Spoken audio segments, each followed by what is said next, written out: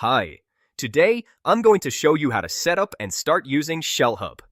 To get started, head over to shellhub.io. Click on Login. After create your account, sign in for the first time.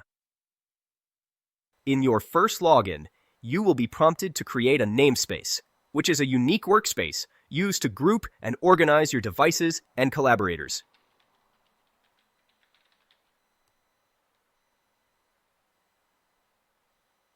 After that, you will see a welcome screen. Click Next, and you'll be prompted to add your first device. It is very simple. All you need is copy the command line and paste on your remote device. The installer will automatically choose the best way to install the ShellHub agent. If you prefer, you can also choose a specific installation method.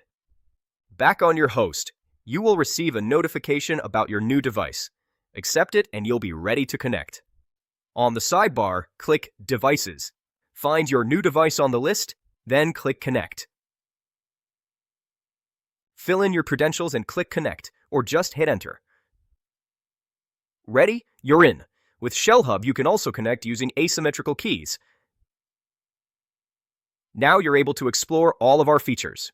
Stop juggling IPs and start managing your infrastructure like a pro. Create your free account today and experience the future of SSH with ShellHub.